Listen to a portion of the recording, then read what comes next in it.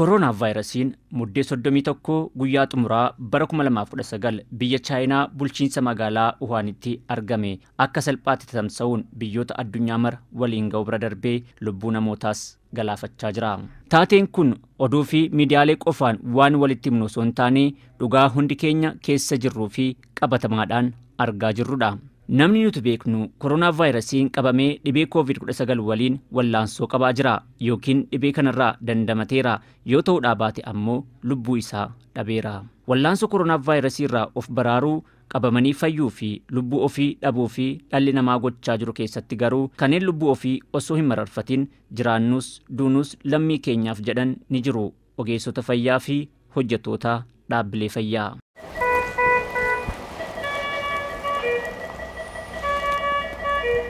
Ogeessonni fayyaa fi hojjettoonni dhaabbilee fayyaa hojii eegumsa nageenyaa irraa eegalee qulqulleessuu fi qabeenya misooma namaa dabalatee guyyaa Corona vaayirasiin addunyaa mudate eegalanii aarsaa guddaa kaffalaa jiru. Bara namni harka wal fuudhee wal dubbisuun gaddaaf gammachuu walii irratti hirmaachuun ulfaataa ta'etti bara namni akka dhuunfaa isaatti ijaaf funyaansaa tuttuquun safuu ta'etti lubbuu isaa turfachuuf walirraa fagaatetti eenyutu ofirra darbee akka aantiitti alagaa mararfata. Ogeessa fayyaa dhoksaaf irratti hin himanne iccitii dhibee ofii itti himatan malee. Ogeessonni fayyaa uumama addaa miti. Akkuma nama kamuu lubbuu qabu jiraatanii bor arguus ni hawwu. Mul'ata akka namaatti qabanis galmaan ga'uuf jiraatu. Haa ta'u malee Corona vaayirasiin akka Itoophiyaa galee yeroo dhaga'an sodaa qabaatanis ummata kanaaf abdiin jireenyaa nuyi jedhanii ofirrattis murteessan. Akkuma dhageenyi namoota baay'ee ajjeesaa ogeessonni baay'eenis du'anii haa ta'u garuu yeroo yaalii kanaaf wirtuun kun giddu galeessaa ta'u jennee ogeessonni keenyas tole jedhanii fudhannu of kennu aarsaa of gochuu yoo ofii dabarrees hawaasa keenya baraaruu waan dandeenyu goonee darbuu hawaasa kanaaf natu sii jira jechuu fi kutannaa ogeessi fayyaa hawaasaa fi qabuuf akkasuma jaalala ogeessi fayyaa hawaasa isaatiif qabu kan argisiisudha jechuudha. Ogummaa kana gaafa barannee dhibee kamiyyuu dhiyeessuun akka hin danda'amnee fi dhibee kamirraa fagaachuu of eeggannoodhaan dhukkubsataa kamiyyuu yaaluun akka danda'amudha kan barannee baane waan ta'eef namoota dhibee kanaan qabaman yaaluun dirqama ogummaa keenyaa waan ta'eef of kennineeti kan dhukkubsataa akkasii yaaluu jalqabnee jechuudha. Uffannaa sana uffattee haguuggattee sa'a 8 dhaabachuu jechuun ani hin beeku jechuun akka jechaan ittiin ibsuun dhabachuudha. Maaliif dura miidiyaa fi warreen garaagaraatiin wanta haalatti argaa turre qabatamaan ofirratti arginu nuti ammachuudha. Yoo ilaallu jechuudha. Kutaa sana keessa yeroo seentu dhukkubsataan kutaa sana keessa jiru muraasa isaa gargaartee muraasa isaa kan ofiin akka gargaaramu gootu miti. Waan hunda isaa sirraa eega gargaarsa jechuudha. Wabiileen fayyaa hawaasaa ogeeyyiin qabnu wallaasaa dhuguu seentan kaleessaa yaadadhaa wal yaadachiisaa. Dhukkubsataan tokko jedhee hospitaala kana seeneetiin kaasnee haga ammaa kan jiru haga yoona otomaatii keenyatti hin dabalamiin otoo dhukkubsataa kanarraatti addan bahin sa'aatii isaanitti dhiyaadhaa hojjedhaa koottaa nuun jedhanitti dhiyaanne haga ammaatti hojjechaatu hin jirra dirqama keenya bahaatu hin jirra. Dirqamni keenyi tokkoffaan dirqama lammummaa keenyaa bahaa jirra. Lammaffaan inni guddees dirqama ogummaa keenyaatu bahaa waan jiruuf nuuf hiikoo guddaa qaba. Ogeessi fayyaa gaafa jalqaba ogummaa fayyaa kana barate kan isaa xumurameera. Haala kamiyyuu keessa yoo ta'e wanti kamiyyuu biyya irratti iddoo kamitti yoo uumamu filannoo keessa of hin galchu. Dirqama isaa bahuudhaaf gaafa sana waadaa galeera uummata isaaf. Aarsaa of kenna jireenya isaa maatii isaa waan hunduma isaa dhiisee as galuudhaaf jalqaba waadaa waan galeef ani hirmaataa ofii kootiif tiimii kana keessatti yookaan iddoo dhukkubsattoonni akkasii COVID-19 qabaman kanarra yaaluu kootiin ani baay'een ofitti gammada ofii kootiif. Ogeeyyiin fayyaa dhaabbilee wiirtuu yaalii COVID-19 keessa hojjetan ammoo maatiif jiruu ofii dhiisanii olmaaf bultii isaanii dhaabbilee fayyaa erga godhatanii bubbulaniiru. Dirqamaa fi itti gaafatamummaa isaanitti kennames olaantummaadhaan raawwachaa jiru. Uffata kanas uffatanii dhukkubsataa bira turuun baay'ee ulfaataadha. Amma ganama sa'aatii lamaanan seenee amma sa'aatiin meeqa akka ta'e hin beeku. Baay'ee dafqaan jira, baay'ee dadhabaan jira. Sa'aatii 7, sa'aatii 8 yeroo turruutu jira uffata kana uffannee akka seera isaatti hanga sa'aatii 4dha. Garuu hin danda'amu. Waan hundumtuu waan ta'eef xumurree dhukkubsataa kanas gargaarree waan godhamuufi qabu goonee bahuu waan hin dandeenyeef hanga 8 hanga 7 isaan ol turuullee yeroo dandeenyu jira. Sun immoo of kennineeti of wareennee turtii amma kana maatii keenyatti galaa hin jirru. Erga gaafa dhibee kana yaaluudhaaf gara kana dhufnee maatii ijji wal argaa hin jirru. Maatii irraa adda baanee jirra. Bakki turtii keenyaa addaa nama kamijji wal argaa hin jirru. Gaafa nas dhufu ati manaan koo deessee mucaa torban tokko dhiiseen dhufe torbee tokko duwwaadha. Bilbila duwwaadhaan hin argaa suuraa isaa duwwaan argaa. Wajjin yeroon maatii koo haadha manaa koo dukkaa ta'e wajjin dabarsuu qabuttini as keessatti dabarsaa jira. Miirri isaa baay'ee simiidha. Iyyaa adda maatii kee utuu haalli tokko uumamee ariifannaadhaan qaqqabuu hin dandeessu haala kana keessa waan jirtuuf.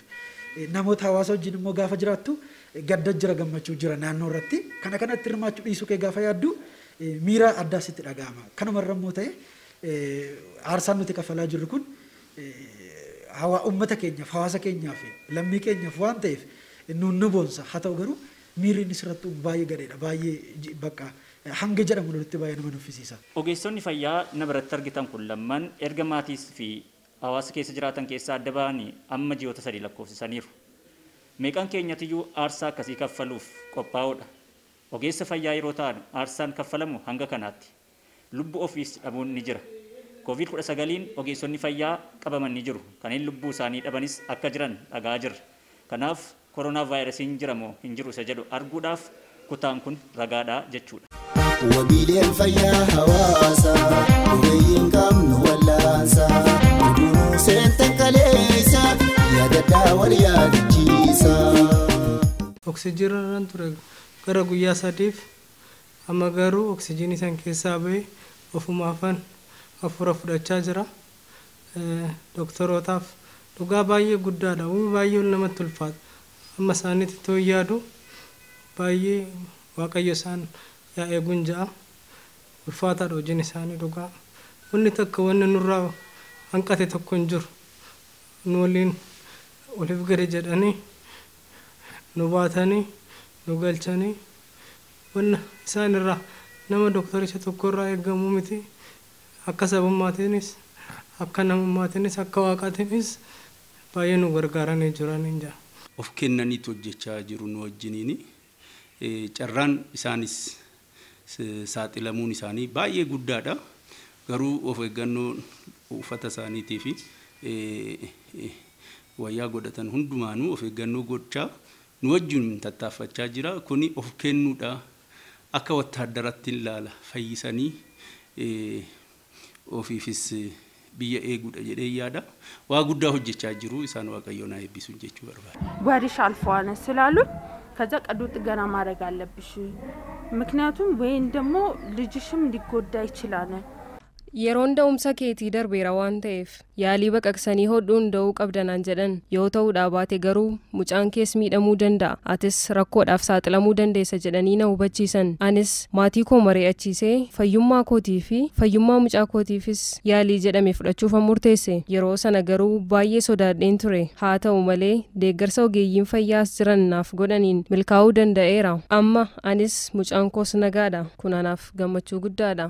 Aarsaan kun hundi faayidaa fi dantaa dhuunfaa giddu galeessa kan godhate miti. Dirqama lammummaa fi waadaa ogummaa lammii ofii tajaajiluuf kaffalamaa jirudha. Dhugaa dubbachuudhaaf dhukkubni kun dhufuunsaa waan hamaadha garuu waan gaarii miti. Erga dhufee immoo homaa gochuu hin dandeenyu. Waan dandeechu tokkoon ogummaa waaqni sii kenne tokkoon nama gargaaruun gammachuu kana hin jedhamnetu namatti dhaga'ama jechuudha. Yeroo ulfaata akkasii kana keessatti tokko ogeessaaf yoo ilaalle uffata personal protective equipment yookaan immoo uffata uffatanii dhukkubsataa koronaa bira galan kana uffatanii fuula isaanii haguugatanii qaama isaanii hundumaa haguugatanii sa'aatii yookaan daqiiqaa 30-40 amma sa'a tokko yeroo fudhatu kanatti dupireeshinii hojjechuun socho'uun jira waan garaa garaa gochuun jira yeroo kana immoo dadhabuun jira dafquun jira yeroo dafqan immoo googiliin fuula irratti ija irratti kaawwatan guutumaan guututti hurkaan wanna ta'uun jira cufamuun jira. Arguu dhabuun jira jechuudha. Kan hunduma danda'anii riskii kan hunduma fudhatanii dhukkubsataa yaaluun ogeessaa fi waadaa ogummaa isaati jechuudha. Kan irraa baqachuu hin dandeenye, kan dhiisuu hin dandeenye, jiruu fi guutuu kan kabajee jiraatu jechuudha. Wabiileen fayyaa hawaasaa ogeeyyiin qabnu wallaansaa dhuguu seentan kaleessa yaadadhaa wal yaadachiisa. Waa'ee COVID irratti yeroo hintiin tokko illee hin jirretti akkaataa itti yaaluu dandeessutti namni si qajeelchuu hin dandeenyetti namni supervise gochuu hin dandeenyetti yeroo turetti ogeessi fayyaa keenya tiimiin ta'ee hojjetaa tureera. Amma already expert ta'eera jechuun hin danda'ama covid irratti expertise jechuun kan dandeenyu akkaataa itti hojjechuu danda'an tiimiidhaan gallee almost chaalenjiin guddaan jiru keessaa dhukkuba tokkoffaa cinisuu haadha daa'iman arganne daa'ima akka argattu namni taasise bara 2013 keessatti karaa tiimii ta'een ogeessi fayyaa keenyas baakaap gochaa jechuudha akka hin dadhabnetti boqochiisa wal gargaara isaanis dubbisaa hawaasa keenya kana almost amma keeziin dhufaa jirus akka dursana miti ogeessi keenyas kan laalu qophaa'ummaan sammuus already dabalaara akkaataa itti yaaluuf qophoofnes baay'ee karaa gaariidhaan kan deemaa jirru. Ogeeyyiin fayyaa amma akka tasaa ta'eetu sababa dhibee koovidii kanaan ogeeyyiin fayyaa hammam akka uummata gargaaraa jiran hammam akka hawaasa gargaaraa jiran hammam akka of irraanfatanii maatii isaanii irraanfatanii aarsaa guddaa namoota dhukkubsataniif kennan dhibeen koovid kun addunyaa barsiiseera jechuu dandeenya akka waliigalaatitti. Otuma dhibeen koovid kunis hin dhufin ogeeyyiin fayyaa yeroo baay'ee halkanis guyyaas guyyaa ayyaanas guyyaa boqonnaas odoo hin jedhin yeroo baay'ee dirqama ogummaa isaanirraa eeggamu balaa gurguddaa dabalatee halkan dabalatee yeroo hundumaa dabalatee tajaajila kan isaan kennanii. Egaa dhibeen koovid kun immoo dhibee kaanirraa kan adda isa taasisu dhibeen kun namarratti daddarbuudha. Akka salphaatti immoo ogeeyyii fayyaattis darbee ogeeyyii fayyaas miidhaa guddaarraan geessisu haga lubbuun isaanii darbutti geessisuudha. Kanaaf isa kanaan odoon sodaatiin naawwan tokko odoo irra hin jiraatin of kennaniitoo aarsaa ogummaa koof hawaasa koof uummata koof aarsaa ta'ee uummata koo tajaajiluun qaba jedhee ogeeyyiin fayyaa kan ofitti fudhateeti kan inni hojjechaa jiru. Sa'a 24 hoggaa hojjetan ogeeyyiin fayyaa keenya kun maatii jaalatan qaban daa'imman jaalatan qaban mana isaanii cufanii akka Dr. Maqdasitti daa'ima kichuu waggaa tokkoo fi ji'a 6 yeroo jalqabaati daa'imni isii kun isiidhaaf daa'ima hangafa garuu immoo maatii kiyyarra hawaasa kana tajaajiluun qaba. Hawaasa kana tajaajiluudhaaf kakadheetiin gaafaan eebbifamu bahee jira. Dirqama lammummaa kiyyaas dirqama ogummaa kiyyaas bahuun qabeette daa'ima sii managgattee yoon galee daa'ima kiyyaniin guddifadda yoon carraan kiyya immoo akka biyyoota kaanitti biyyoota kaan keessattis akkasumatti ogeeyyiin fayyaa baay'ee wareegamanii jiranii yoo carraan sun nagee wareegames hawaasa kiyyaatu daa'ima kiyyanaa kunuunsa jechuudhaan isiin haala saniin hojjechaa jirti. Kakkasii ogeeyyiin fayyaa akkasii kun kumaatama kan jiru Oromiyaa keessa.